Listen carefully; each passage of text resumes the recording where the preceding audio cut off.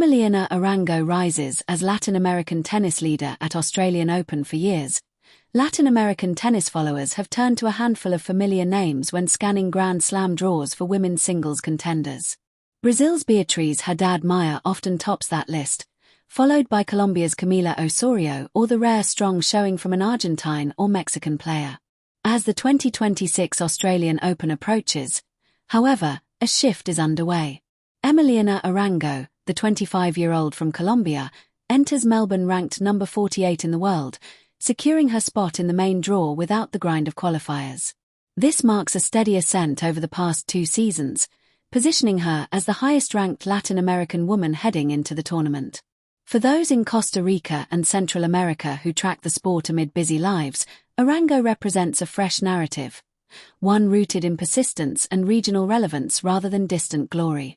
Arango hails from Medellin, where she first picked up a racket. She plays right-hand with a two-handed backhand, favoring smart placement and court coverage over raw power. After years navigating lower-tier ITF and WTA events, 2025 proved transformative for her career.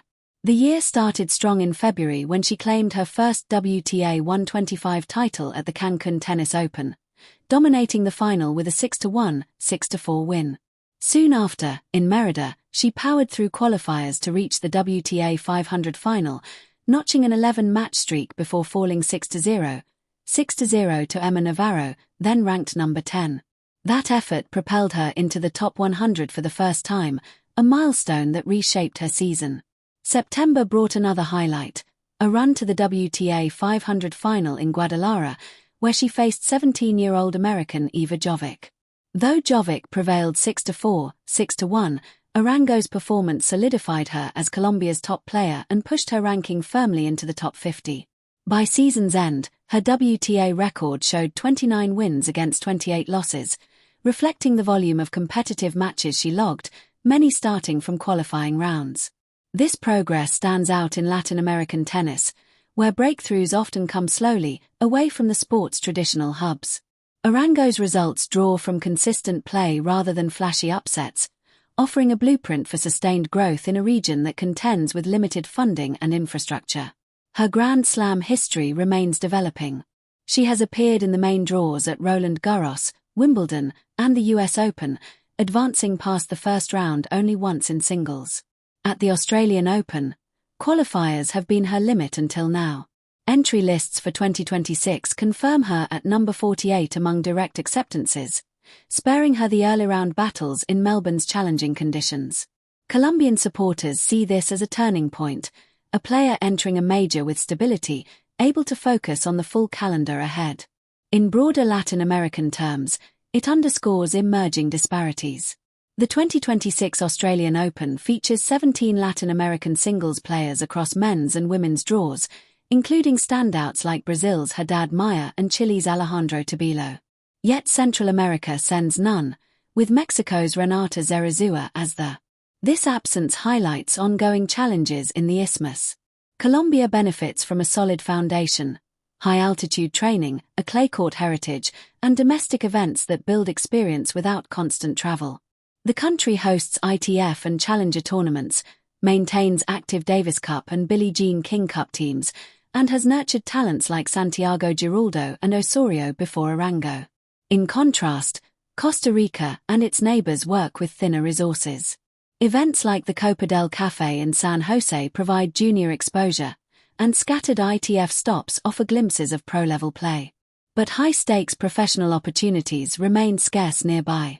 Recent analyses of the Australian Open entries frame Central America's missing presence as part of a persistent Grand Slam gap, where talent exists but pathways to the top ranks lar.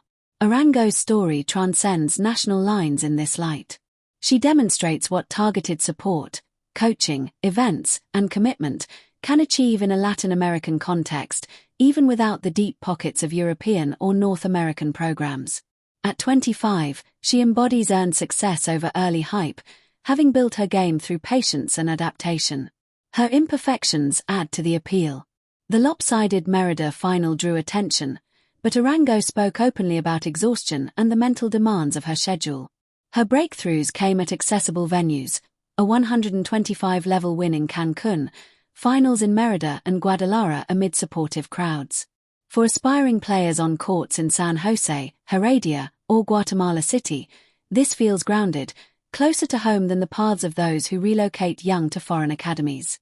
As the Australian Open begins January 18th, many in Central America will tune in from afar, via streams on phones or late-night TV sessions, sharing thoughts in group chats.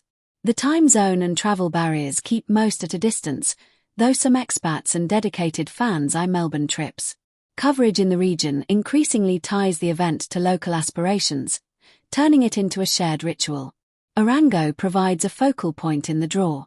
Likely starting on secondary courts, her ranking equips her to challenge higher seeds and aim for deeper runs. For Costa Rica and Central America, she signals possibility amid the region's hurdles. Colombia proves top 50 status is reachable with strategic investment.